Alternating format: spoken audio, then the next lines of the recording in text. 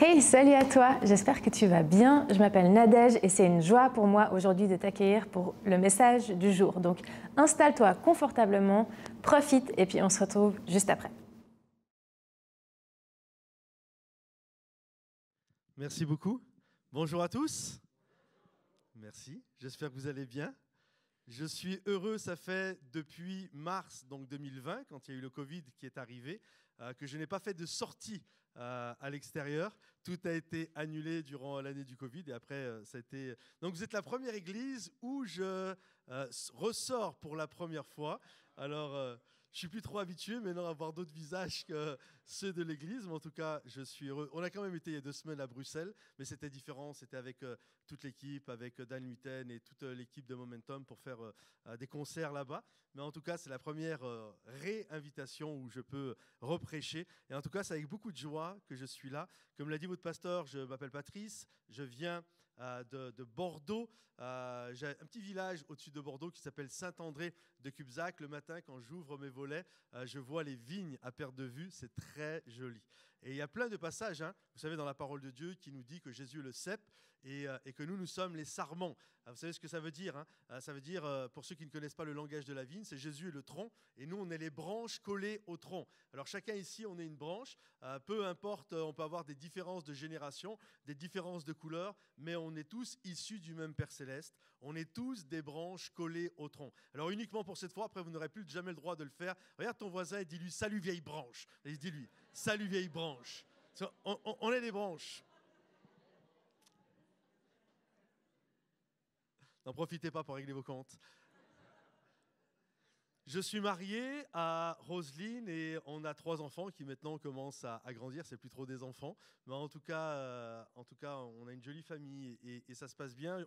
Je suis venu également, il m'en reste pas beaucoup, donc du coup je suis pas venu avec beaucoup de livres, mais 2 livres que j'ai écrits. Un qui s'intitule « Le meilleur est devant vous », et je dis pas ça parce que je suis devant vous ce matin, mais le meilleur, c'est vraiment dans le sens de, je crois qu'avec Dieu, le meilleur est toujours devant nous. Et même quand nous serons prêts à passer de l'autre bord, je crois encore que le meilleur sera devant nous. Donc c'est vraiment un livre pour ceux qui m'ont déjà lu sur la pensée du jour pendant de nombreuses années, pendant plus de 10 ans. J'écris les pensées du jour sur le Top Chrétien. C'est vraiment dans la même veine, dans le même style. C'est vraiment pour booster et encourager. Et l'autre, c'est un livre qui s'intitule « Saisis la vie », d'après le verset de Paul, « Saisis la vie éternelle à laquelle tu as été appelé ». Il y a une vie à laquelle Dieu nous a appelés et c'est vraiment tout un enseignement pour vous aider à saisir la vie que Dieu a pour vous. Donc si vous pensez que ces modestes ouvrages peuvent vous encourager, ils seront dans le hall. Je pourrais même, pour certains, si vous le désirez, vous les dédicacer. Comme ça a été dit également, il y a quelques années de ça en arrière, on a changé le nom de notre église et aujourd'hui notre église s'appelle Momentum. Alors je ne sais pas s'il y en a, vous savez ce que veut dire Momentum. Alors souvent c'est utilisé dans le monde anglophone et Momentum c'est vraiment la notion de l'élan. C'est vraiment la notion de j'ai le vent dans les voiles et je décolle. Et à la base quand même l'étymologie c'est un mot, ah t'es gentil, c'est un mot, t'as vu que je bataillais avec ma gorge, c'est ça, hein? À la base, c'est un mot latin qui signifie le moment où tout peut basculer. Vous savez, c'est par exemple si vous avez déjà regardé un match de foot ou de basket ou de je ne sais. Et à un moment donné, ça arrive qu'il y a une équipe qui est acculée, qui subit les assauts de l'adversaire et il y a un déclic. À un moment donné, il y a un déclic et hop, ça switch, ça embarque dans l'autre sens et d'un seul coup, tu reprends l'ascendant sur l'adversaire. Ce moment-là, ça s'appelle un momentum. Et je crois vraiment que notre Dieu est celui qui veut nous faire vivre des momentum. Il est celui qui veut te redonner l'ascendant sur tes adversaires. Il est celui qui veut faire en sorte que les choses basculent. D'ailleurs, la conversion est un momentum. Les choses anciennes sont passées et toutes choses sont devenues nouvelles. Alors, est-ce que dans ce lieu, aujourd'hui, il y a des gens qui veulent vivre un momentum? Levez la main, applaudissez tous ceux qui veulent vivre un momentum, là, par applaudissement. Alors, j'ai intitulé le message que j'aimerais vous apporter aujourd'hui, je l'ai intitulé « Es-tu prêt à vivre un momentum » Est-ce que tu es prêt? Parce que quand la fenêtre va s'ouvrir, il y a un moment, c'est comme le livre, hein, il y a un moment qu'il va falloir saisir, une vie qu'il va falloir saisir pour vivre ce momentum. Je ne sais pas si vous avez fait déjà attention, souvent on nous parle de plein de choix que nous faisons, comme si finalement l'immensité de notre vie, c'était la conséquence de tous nos choix. Je réfléchissais la dernière fois là-dessus, je philosophais, je méditais sur cette pensée-là, et en fait je me suis aperçu que non. Non, pourquoi? Parce que la réalité, la plupart des choses avec lesquelles vous dealez aujourd'hui, en fait, ce n'est pas des choses que vous avez choisies. Par exemple, vous n'avez pas choisi l'époque où vous êtes né. Vous n'avez pas choisi votre date d'anniversaire. C'était quand même votre anniversaire, vous auriez pu choisir. Non, vous n'avez pas choisi. Vous n'avez pas choisi la couleur de votre peau. Vous êtes né noir, blanc, rouge, peu importe. Mais vous n'avez pas choisi. Vous n'avez pas choisi la couleur de vos yeux. Vous n'avez pas choisi la grandeur de votre nez. Peut-être vous auriez choisi différemment, je ne sais pas. Mais il y a plein de choses qu'on n'a pas choisies. On n'a pas choisi d'être beau ou d'être moins beau. On n'a pas choisi. C'est vrai, on n'a pas choisi. Des moments, il y a des gens, ils vous regardent comme s'ils avaient choisi. T'es style, moi j'étais dans le magasin de la beauté, moi j'ai su choisir, mais toi pourquoi t'as pris ça? Tiens, non, si t'es beau, t'as pas fait gaffe d'être beau. Vous comprenez? C'est pas de ta faute que tu sois beau. Et de la même manière, l'intelligence, tu ne l'as pas choisie. Il y en a, ils sont nés avec un petit QI, avec un QI modeste. D'autres, vous êtes nés avec un quotient intellectuel extrêmement élevé. Mais tu n'es pas devenu intelligent parce que tu es intelligent. Tu es né comme ça. Vous comprenez? Et devant, il y a des gens, ils vous donnent l'impression que c'est grâce à eux qu'ils sont devenus comme ça. Non, la réalité, tu es né comme tu es né. Et tu n'as rien choisi de tout ça. Écoutez, tu n'as même pas choisi tes parents. On n'a jamais vu dans un hôpital une réunion, un meeting de petits bébés. Alors toi, t'aimerais quoi comme maman? Ah ben moi j'aimerais une maman qui a de l'envergure, moi j'aimerais une maman sénatrice. Ah ouais, toi tu aimerais quoi? Ah moi j'aimerais bien que ma maman elle soit alcoolique. Non. Non. Toi, tu veux quoi comme papa? Ah, moi, je veux un papa rassurant. Je veux un papa qui me prend dans ses bras, qui est protecteur. Et toi, qu'est-ce que tu aimerais? Ah, moi, je kifferais avoir un papa. Le soir, quand il rentre à la maison, on est tous en train de stresser. Non? Vous comprenez? Tu n'as pas choisi tes parents. Et tu vas devoir composer avec 1001 choses dans ta vie que tu n'as pas choisies. D'ailleurs, quand tu arrives au monde, souvent, on n'a jamais vu un bébé, que ce soit en Suisse, que ce soit en France, en Belgique, au Québec, au Bénin, en Côte d'Ivoire, au Japon, au Brésil. On n'a jamais vu un bébé naître, sortir du ventre de la maman et de dire « Waouh, let's go, je viens d'arriver, que la fête commence !» Non. En fait, quand tu arrives, tu pleures. Et si tu ne pleures pas, tu as la sage-femme, poum, elle va te rappeler qu'il faut que tu pleures. Bienvenue sur cette terre. Et ensuite, tu vas encore devoir composer avec 1001 choses que tu n'as pas choisies. Par exemple, moi, je n'ai pas choisi, à l'âge de 10 ans, de voir mon papa quitter la maison, s'embrouiller avec ma mère, le couple exploser, et je n'ai pas choisi d'entendre la porte qui a claqué et mon père partir et que j'avais à peine 10 ans et mon petit frère tout juste 3 ans. On n'a pas choisi, mais on a dû composer avec. Et je ne vous connais pas, mais je sais, comme moi, ici, vous, aujourd'hui, vous composez, vous faites votre vie avec 1001 choses que vous n'avez pas choisies. Mais j'ai une bonne nouvelle quand même. C'est que Dieu va permettre, écoutez bien, Dieu va permettre dans votre vie, alors qu'il y a 1001 choses que vous n'avez pas choisies, Dieu va permettre, va ouvrir des fenêtres afin que tu puisses faire un choix qui va faire basculer le reste de ta vie. C'est comme, il y a plein de choses, tu ne les as pas choisies, il y a plein de choses avec lesquelles tu as galéré dans ta vie, mais Dieu va te permettre à un moment, et il va falloir le saisir, il y a plein de choses, je ne les ai pas choisies, mais là, Dieu m'ouvre une fenêtre et je vais choisir, là c'est moi qui vais choisir, et de ce que tu vas choisir, ta vie va basculer et ta vie va complètement changer. J'aimerais regarder avec vous l'histoire d'un personnage qui s'appelle David. Vous avez tous entendu parler du grand roi David. David nous dit ceci, il dit dans un de ses psaumes, il va dire ceci, j'ai été enfanté dans le péché. Il ne dit pas « je suis né pécheur », on est tous nés pécheurs, mais il dit « j'ai été enfanté » dans le péché. Et beaucoup de commentateurs disent aujourd'hui, de manière claire, de la manière dont c'est écrit, c'est que quand David dit « j'ai été enfanté dans le péché », il ne dit pas « je suis pécheur ». Il dit en fait « mon acte de procréation c'était un acte de péché. On ne sait pas ce que c'est peut-être une relation extra... Excusez-moi, une relation à ce niveau-là. C'est plus un chat, c'est un lion que j'ai dans la gorge.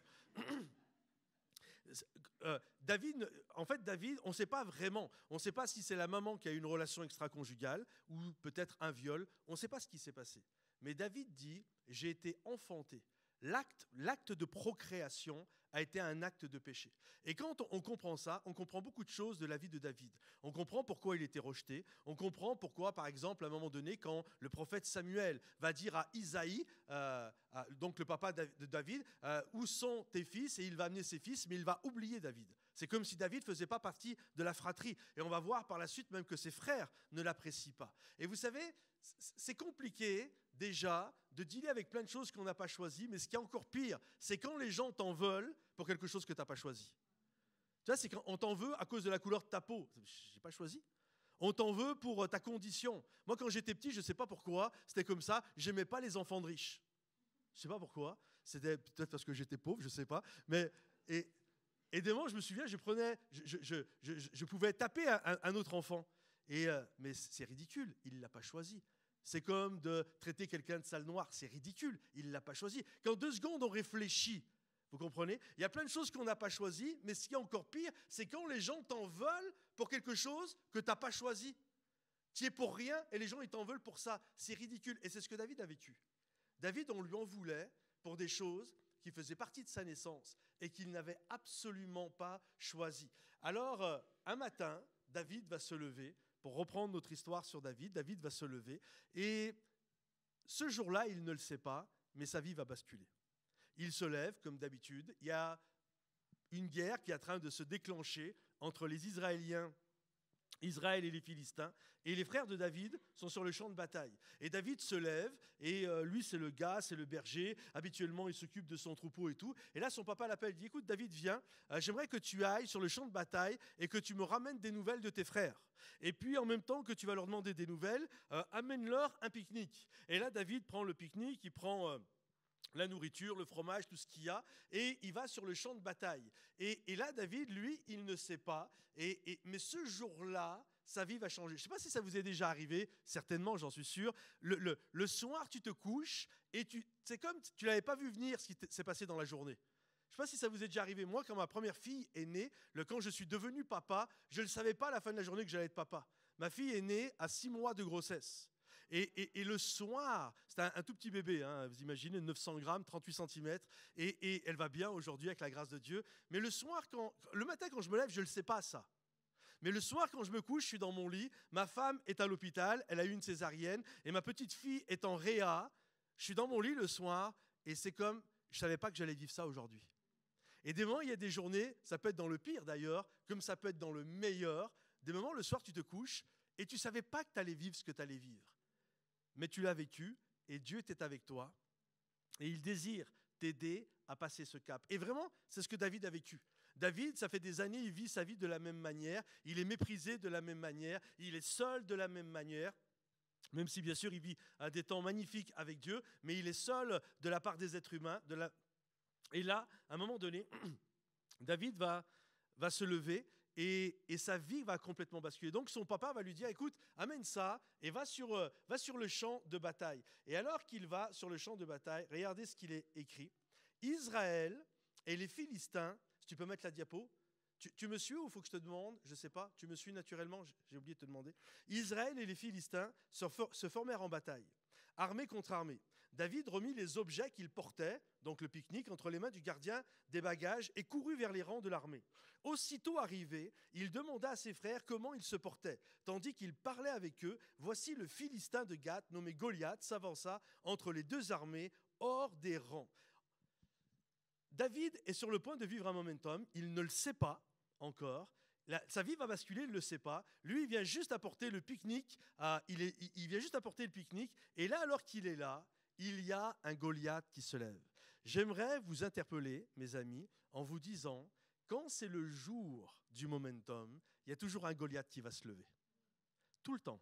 quand c'est le jour de ta promotion, quand c'est le jour où tu vas vouloir répondre à un appel de Dieu, quand c'est le jour où tu vas vouloir déclarer ta flamme à ta future, etc., il y a toujours un Goliath qui va vouloir se lever et qui va vouloir t'intimider. Regardez ce qu'il est dit. Goliath tint les mêmes discours que précédemment et David les entendit.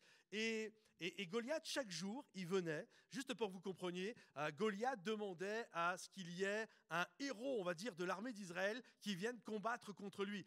Pour éviter des moments des bains de sang, chaque armée prenait un de ses champions et les deux devaient combattre. Et tous les jours, Goliath venait et tous les jours, il intimidait le peuple d'Israël, les soldats, à tel point qu'ils étaient obligés d'aller se cacher derrière des rochers. Et là, alors que David arrive, lui, il ne le sait pas tout ça. David arrive et là, d'un seul coup, il voit ce Goliath et le Goliath arrive et lui, c'est le jour du momentum de David, mais Goliath arrive et il essaye d'intimider tout le monde. Et effectivement, tout le monde a peur. Et David le voit. David voit ce Goliath qui essaye vraiment d'intimider. Et on a toujours cette notion. Moi, tout à l'heure, je parlais, j'ai entendu la porte de la maison claquer quand mon papa est parti. Et Goliath fait toujours en sorte de faire du bruit.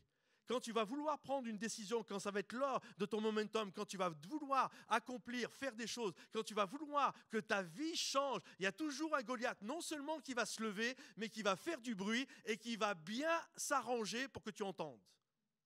Entends la porte qui claque. Entends celui qui te méprise. Entends celui qui te rabaisse. Il y a toujours cette notion qui va faire du bruit. Et regardez ce qu'il est dit. À la vue de cet homme, tous ceux d'Israël s'enfuirent devant lui et furent saisis d'une grande crainte. Chacun disait, avez-vous vu s'avancer cet homme? C'est pour jeter à Israël un défi qu'il s'est avancé. Si quelqu'un le tue, le roi le comblera. Écoutez bien, si quelqu'un le tue, le roi le comblera de richesses. Il lui donnera sa fille et il affranchira la maison de son père en Israël. David dit aux hommes qui se trouvaient près de lui, « Mais que fera-t-on à celui qui tuera le Philistin et qui ôtera l'opprobre de dessus Israël ?» C'est intéressant, ce passage-là. Souvent, on spiritualise à fond ce moment-là où David rétablir l'honneur de l'Éternel, etc. Et qu'on s'entende bien, je crois vraiment que c'est vrai, ok ?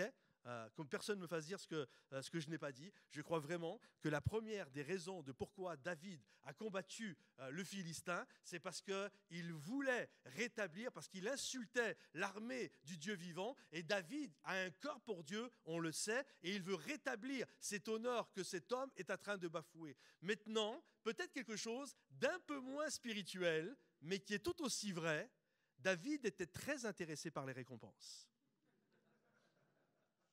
Vu qu'il les a fait répéter, que dire? On lui dit, et à la fin, il dit, tu peux répéter, s'il te plaît? Il est très intéressé par les récompenses. Comprenez ceci. David a compris qu'il y a plein de choses dans sa vie qu'il n'a pas choisies, mais ça, il va pouvoir le choisir.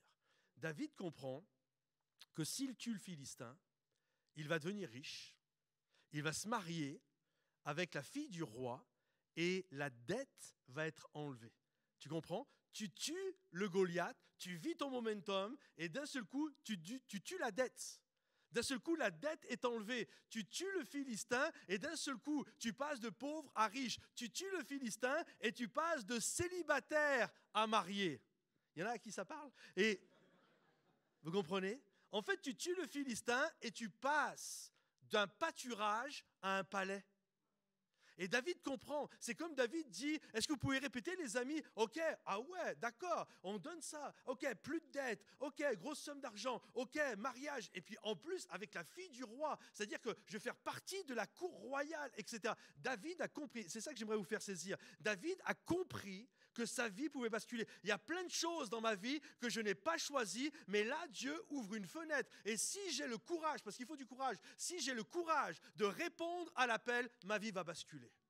Ma vie, littéralement, va changer de trajectoire. Et là, David comprend, et c'est quelque chose qu'on doit saisir nous-mêmes. Quand tu gagnes, tu fais gagner les autres. David, en combattant contre le Philistin, et en gagnant, ce n'est pas juste David qui gagne. Il fait gagner sa famille. Il n'y a plus de dette dans sa famille. Il fait gagner l'armée d'Israël. Grâce à lui, qu'est-ce qui va se passer par la suite quand il va remporter la victoire contre Goliath? L'armée d'Israël va remporter la victoire. Comprenez-vous? Quand tu gagnes, tout le monde gagne. Quand tu gagnes, tu fais gagner ta femme. Quand tu gagnes, tu fais gagner ton mari. Quand tu gagnes, tu fais gagner tes enfants. Quand tu gagnes, tu fais gagner ton église. Quand tu gagnes, tu fais gagner les tiens. Et David a compris ça. Ok, si j'y vais et que je gagne, ma vie va changer et la vie de tous ceux qui sont autour de moi va changer. Je fais le choix, je plante mes pieds dans le sol de la foi et aujourd'hui, je décide, il y a un momentum, les choses peuvent changer, je peux prendre l'ascendant sur mon adversaire, je vais y aller, il y a une victoire, il y a un Dieu qui m'appelle et je vais répondre à l'appel de Dieu et que ceux qui veulent répondre à cet appel disent Amen et applaudissent bien fort, s'il vous plaît. Je veux répondre à cet appel. Je veux arrêter de laisser l'ennemi, le Goliath, m'intimider, faire du bruit et me cacher derrière les rochers. Aujourd'hui, ma vie peut changer. Regardez ce qu'il est dit. Il va dire ceci. Qui est donc ce Philistin, cet incirconcis pour insulter l'armée du Dieu vivant? Le peuple, répétant les mêmes choses, lui dit, c'est ainsi que l'on fera à celui qui tuera. Donc il répète la récompense, la richesse, la dette, etc. Et là, il y a son frère. Il y a toujours quelqu'un, quand tu vas vouloir vivre le momentum, en dehors de ton ennemi, il y a toujours quelqu'un autour de toi qui va vouloir casser ta joie. Eliab, donc son frère aîné, qui avait entendu parler à ces hommes, donc il a entendu la conversation de David et des récompenses, fut enflammé de colère contre David et lui dit « Pourquoi es-tu descendu et à qui as-tu laissé ce peu de brebis dans le désert ?» C'est fou en fait. Eliab se met en colère. En fait, c'est pourquoi Eliab se met en colère. Pardon ? Il est jaloux. C'est une bonne réponse. Encore, vous en avez d'autres ? Vu qu'on parle, je vous laisse la parole. Est-ce qu'il y a d'autres réponses ? Il veut rabaisser David. Il a peur. D'autres choses ? Tout ce que vous dites est vrai. Moi, je crois que Eliab avait peur, était en colère contre David. C'est parce qu'il savait que la stature de David pouvait changer. De petit frère, de gars insignifiant qui est dans les pâturages et que personne ne voit et méprisé de tous, d'un seul coup, il comprend que si David relève le défi et gagne ce défi, d'un seul coup, David fait partie de la famille royale. D'un seul coup, David devient le gendre du roi. D'un seul coup, David devient un homme qui n'est plus dans la pauvreté. Et ça, Eliab n'en veut pas. C'est moi le grand. Vous savez, il y a des gens qui vous aimeront tout le temps. Ils vous aiment vraiment, tant que vous restez plus petit qu'eux. Dépassez-les et vous allez voir s'ils vous aiment toujours autant. Il y en a qui vous aimeront toujours autant, mais vous allez vous apercevoir qu'il y a des Eliab. Il y en a qui vous aiment tant que vous êtes le petit. Et Eliab a compris que son frère pouvait changer de stature. En d'autres termes, mais pour qui tu te prends ? Pour qui tu te prends de vouloir faire partie de la famille royale? Pour qui tu te prends de plus vouloir avoir de dettes? Mais pour qui tu te prends? Pour qui tu te prends de vouloir écrire un livre? Pour qui tu te prends de vouloir composer des chants? Pour qui tu te prends de vouloir lancer ton business, lancer tes affaires? Pour qui tu te prends de répondre à l'appel de Dieu? Pour qui tu te prends, toi, de vouloir te marier alors que moi je suis toujours célibataire? Pour qui tu te prends? C'est ce qu'Eliab est en train de lui dire. Mais t'es qui, toi? Toi, tu es juste bon à t'occuper des brebis, des moutons dans un champ. Tu n'es pas fait pour ces choses-là. Tu n'es pas fait pour le palais royal. Tu n'es pas fait pour répondre à l'appel de Dieu. T'es pas... Moi, je suis fait. Et toi, tu n'es pas fait pour ces choses-là. Il a voulu rabaisser David. Il était inquiet. Il avait peur que David prenne cette récompense-là. Il avait peur que David change littéralement de stature. Et vous savez, tant que l'insulte vient de Goliath, ça va. Ça va, parce que quelque part, c'est normal que Goliath t'insulte. On est d'accord avec ça? C'est normal que l'ennemi t'en veuille. C'est normal que l'ennemi te cherche du mal. C'est normal, ok? Mais quand l'insulte vient de ton frère, quand l'insulte et le mépris vient de quelqu'un de ton entourage, c'est plus compliqué. C'est plus compliqué. C'est beaucoup plus difficile à digérer. Imaginez David. David, c'est, mais pourquoi tu me prends la tête, Eliab? Moi, je suis venu t'apporter à manger. Je suis venu te demander tes nouvelles et tu m'insultes. En fait, moi, je suis venu te faire du bien et toi, tu parles contre ma destinée. Moi, je suis venu vraiment pour améliorer ta journée, pour t'apporter de la nourriture, pour prendre de tes nouvelles, parce que je t'aime et je t'apprécie, que j'obéis à papa. Et toi, tu es en train de mal parler sur mon avenir. Il y aura toujours des Eliab, les amis. Et ça, vous devez le comprendre quand vous allez vouloir vivre le momentum. Il y a toujours des gens autour de vous. Je ne parle pas que de l'ennemi du diable, là. Des moments, c'est des Eliab, c'est des frères aînés qui vont venir et qui vont vouloir vous empêcher parce qu'ils ne veulent pas que vous viviez ces choses-là. J'ai noté ça. Eliab est lié à mon histoire, mais pas à mon destin. Et il y a des gens autour de vous, vous devez comprendre ceci, ils sont liés à votre histoire, mais ils ne sont pas liés à votre destin. Ce n'est pas parce que tu as grandi avec eux, ce n'est pas parce que tu as fait mille et une choses avec eux, que forcément, ils sont des gens qui sont dans ton avenir. Et nous, des moments, on veut tellement faire plaisir à tout le monde. C'est dur de vivre un momentum si tu veux faire plaisir à tout le monde. En fait, tu dois obéir à ce que Dieu te demande. Et quand Dieu t'ouvre une fenêtre pour vivre quelque chose de fort, pour que ta vie puisse changer, alors tu dois la saisir. Et si ça fait plaisir aux gens qui sont autour de toi parce qu'ils t'aiment vraiment, parce que ceux qui t'aiment vraiment se réjouiront, alors c'est bien. Mais s'il y a des gens qui vont vouloir te rabaisser, laisse-les.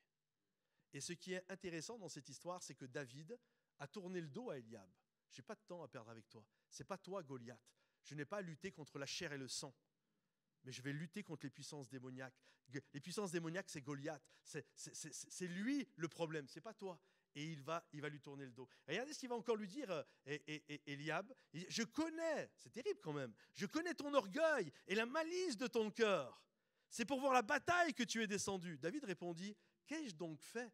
Ne puis-je pas parler? Et vous savez ce que Eliab est en train de faire? Il est en train de lui dire, retourne à ce que je vois de toi. Ce que je vois de toi, tu es juste un gars capable de t'occuper des moutons. Retourne aux moutons. Et vous savez, c'est toujours plus simple de faire ce que les gens attendent de nous. Vous savez, David aurait pu arriver sur le champ de bataille et comment tu vas, Eliab? Ça va, machin, etc. Ok, tiens, papa m'a demandé de te livrer, le pique-nique. Tiens, je te donne à manger. Allez, bye bye. Et hop, il rentre à la maison. C'est beaucoup plus simple de faire ce que les gens attendent de nous.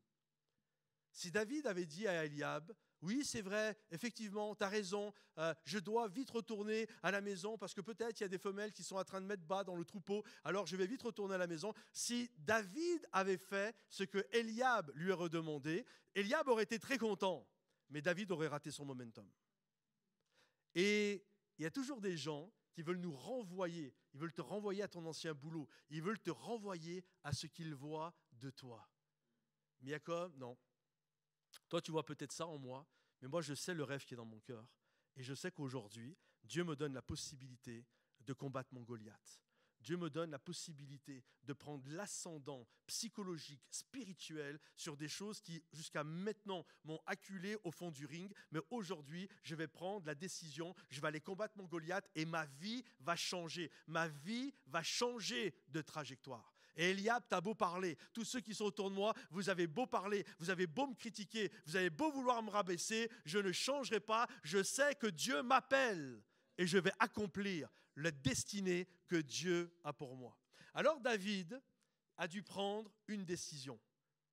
Il a dû prendre même 3 décisions. En fait, David a dû prendre une décision parce que je ne crois pas qu'on puisse combattre le diable, les amis, en chantant, dansant et en faisant des petits tours sur nous-mêmes. En fait, ça passe par une prise de décision. Écoutez bien, quand Jésus a remporté la victoire, on sait que c'est sur le bois de la croix. Sur le bois de la croix, Jésus est mort, il a vaincu la mort, il a cloué les dénominations, le diable et toutes ses œuvres. Et pour nous, c'est là, c'est la photo finale. Mais j'aimerais vous dire ceci, pour moi, Jésus a remporté la victoire au jardin de Gethsémani. Alors qu'il était angoissé jusqu'à la mort, il y avait un combat qui était là, il a pris une décision. Et il va finir en disant, non pas ma volonté, mais ta volonté. À partir de là, écoutez bien, Jésus s'est levé, et peu importe ce qui allait prendre place, la victoire était remportée. Crachat, couronne d'épines, clous dans les mains, flagellation, clous dans les pieds, insultes, moqueries, croix, peu importe, tout ce qu'il pouvait y avoir, Jésus avait déjà pris la victoire. Et il a manifesté la décision dans le jardin de Gethsémani en le manifestant sur le bois de la croix. Et je crois que nos vies changent, mes amis, quand nous prenons une décision. Et aujourd'hui, il y a un momentum qui s'ouvre devant toi et tu le sais des choses que tu es appelé à faire pour que les choses changent. Et il va falloir que tu prennes une décision parce que ta vie ne va pas changer, je répète, en chantant, en dansant, en faisant des petits tours sur toi-même. Ta vie va changer quand tu vas prendre la décision et que tu vas te lever après un temps de prière avec détermination, avec le regard fixe. Je sais où je vais, je sais ce que Dieu m'appelle à faire, je sais quel est mon Goliath et c'est là que je vais. Et quand tu fais ça, c'est comme tu deviens inarrêtable. En fait, David savait que son avenir était lié à cette décision. Regarde ton voisin et dis-lui, prends une décision aujourd'hui. Vas-y, dis-lui, prends une décision. Prends une décision. Prends une décision. Alors, j'aimerais finir en vous donnant 3 décisions à prendre de manière rapide. J'aimerais vous finir en vous donnant, c'est quoi les décisions que je dois prendre? Selon cette histoire, j'aimerais prendre 3 décisions que vous devez prendre de manière rapide pour que votre vie puisse changer. Première décision, décidez que ce qui est devant vous est plus important que ce qui est derrière vous. En fait, quand ce qui est devant vous est plus important, alors vous avez le goût d'y aller. Vous savez, j'ai écrit tout à l'heure, je vous parlais, j'ai écrit un livre, Le meilleur est devant vous, et je crois vraiment à cette notion.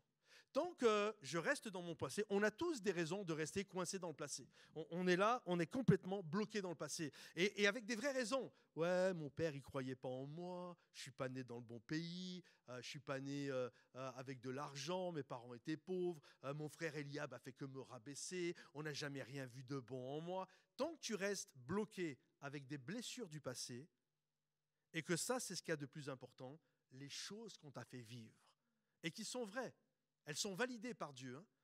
Le Seigneur dit « Heureux ceux qui pleurent ». Donc il valide notre souffrance, il valide nos larmes. Mais tant qu'on reste bloqué là, on ne peut pas vivre le momentum. On ne peut pas remporter les victoires que Dieu a pour nous. Et à un moment donné, tu dois te dire « Ce qu'il y a devant moi est plus important que les choses qui m'ont fait souffrir dans le passé ». Comprenez ceci, on dit souvent qu'il n'y a pas d'effet sans cause. De la même manière, quand dans ta vie tu te lèves le matin et que tu as une cause, alors ta vie va produire un effet. Une vie sans cause ne peut pas produire d'effet.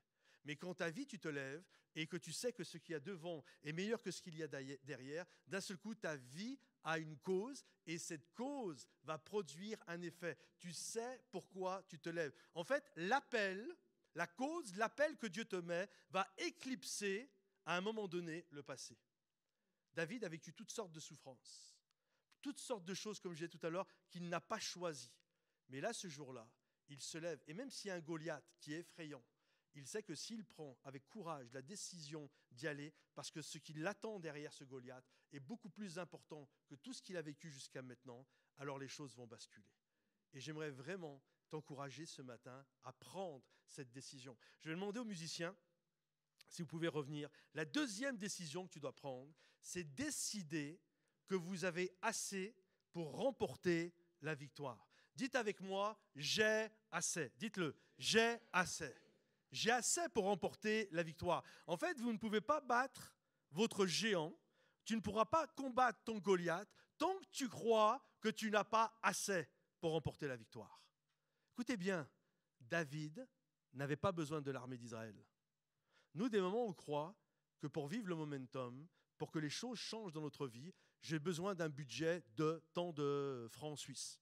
J'ai besoin de tant de personnes qui m'encouragent. J'ai besoin de tant de personnes autour de moi qui vont permettre de faire. David, en fait, a compris qu'il avait assez. J'ai Dieu, j'ai assez. Quant à Dieu, tu as assez pour remporter la victoire.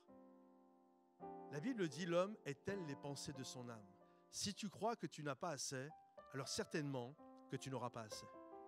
Mais si tu crois qu'avec Dieu, tu peux accomplir des exploits, alors il est fort probable que tu vas accomplir des exploits. Regardez, je méditais là-dessus et vraiment ça m'a interpellé. Personne ne croyait en David. Son papa ne croyait pas en lui. Okay, quand Samuel est arrivé, il va demander à Isaïe, montre-moi tes fils. Et Isaïe n'a pas présenté David. Il ne croyait pas en David. Ton papa ne croit pas en toi. L'homme de Dieu, pire encore, enfin pire, je ne sais pas si c'est pire, mais l'homme de Dieu, le prophète, ne croyait pas en lui. Quand Samuel a vu les fils d'Isaïe, Il n'a pas dit « Oh, c'est David ». Il a été attiré par Eliab parce qu'Eliab était grand. Il avait une belle prestance. Et Dieu va lui dire « Mais non, Samuel, tu te trompes là. L'homme regarde à ce qui frappe les yeux, mais Dieu regarde au cœur. » Même le pasteur a raté le truc. Son papa ne l'a pas vu, son pasteur ne l'a pas vu, son leader ne l'a pas vu. Quand il a été vers Saül en disant « Moi, je vais y aller », Saül l'a regardé, il l'a méprisé, la Bible nous dit. Il dit « Mais t'es qu'un gamin, t'es qu'un enfant. Lui, c'est un homme de guerre depuis sa naissance. Mais t'es qui, toi ?» Son leader ne croyait pas en lui. Ses frères, on l'a vu ensemble, ne croyaient pas en lui. En fait, quand tu regardes, personne ne croyait en David, si ce n'est David lui-même. En fait, il était le seul à croire en lui. Mais vous savez quoi? Ça a suffi. Il savait ce que Dieu lui avait mis dans le cœur. Et c'est comme, papa, tu ne crois pas en moi? Prophète, tu ne crois pas en moi? Leader, tu ne crois pas en moi? Mes frères, vous ne croyez pas en moi? Ce n'est pas grave. Je sais que Dieu croit en moi. Moi, je crois en Dieu et Dieu croit en moi. Et avec lui, je vais accomplir des exploits. Et la dernière décision que nous devons prendre, c'est décider de produire un effort. Décider de produire un effort. En fait, je prends la décision que ce qui est devant moi est plus important que ce qu'il y a derrière moi. Je prends cette décision et je vais me lancer, je vais courir et je vais produire un effort. David a été dans la rivière. Il a vécu certainement un temps dans la présence de Dieu, un temps de prière. Et la Bible nous dit, il a pris des petits cailloux. Et là, alors qu'il revient sur le champ de bataille, il va prendre un des cailloux et vous savez ce qu'il va faire? Il va jeter le caillou. Des moments où je suis fatigué de ces chrétiens qui pensent que j'ai juste besoin de prier, de prier, de prier, de prier, de prier, de prier. Et sans jamais passer à l'action, les choses vont aller. Non, non, non. Il y a un moment pour prier, les amis. Et il y a un moment pour jeter les cailloux. Vous comprenez? J'aimerais dire à certains, aujourd'hui, va dans le torrent et prie. Mais j'aimerais dire à d'autres, sors du torrent, arrête de prier et maintenant on va jeter le caillou. Comprenez-vous? Il faut que tu jettes quelque chose. Il faut que tu jettes ton caillou. Parce que les choses ne changeront pas tant que tu ne jetteras pas ton caillou. Regarde ton voisin et dis-lui, jette quelque chose aujourd'hui. Vas-y, dis-lui, jette quelque chose. Le Seigneur t'invite à jeter quelque chose. Je vais jeter mon mari. Non, fais pas ça. Jette quelque chose. Je crois vraiment que le Seigneur invite. Écoutez-moi, je crois vraiment que le Seigneur invite plusieurs aussi aujourd'hui dans ce lieu à prendre cette décision. Que le meilleur est devant moi. Cette décision de croire que j'ai assez pour remporter la victoire. Et cette décision de je prends ce que Dieu m'a confié et plutôt que de l'enfermer quelque part, je vais le jeter. Alors peut-être certains, et je finirai avec ça, vous me dites, mais pasteur, franchement tu ne me connais pas. Ce que j'ai est vraiment pas grand-chose. Est-ce que c'est plus petit qu'un petit caillou? Ce que tu as. Vous savez, nos armes sont puissantes par la vertu de Dieu. Quand Moïse a libéré son peuple avec un bâton, ça devait bien faire rire Pharaon. Sauf qu'à un moment donné, Pharaon a arrêté de rigoler quand même. Comprenez-vous?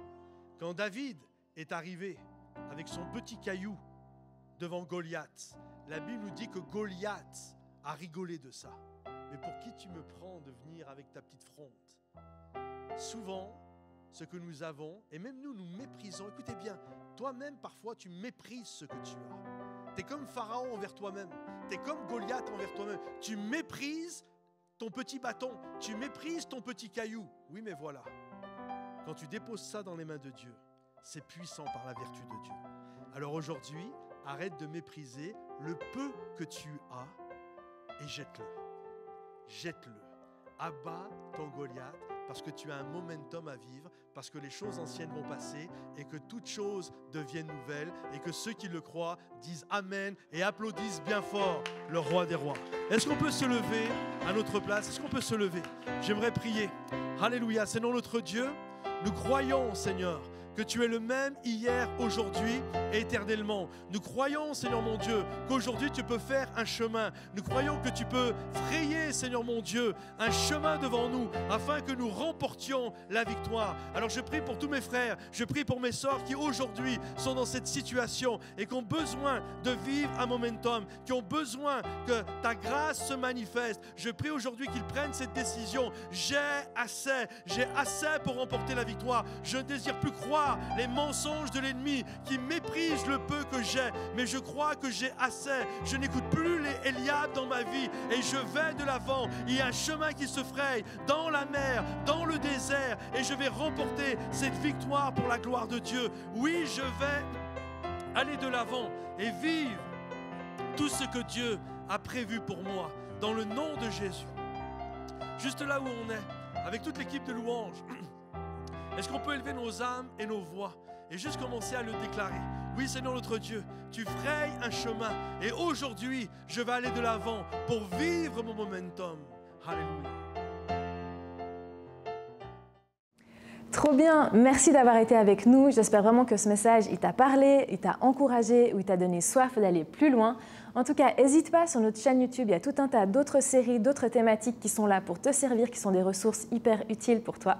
Et puis moi, je te dis à une prochaine.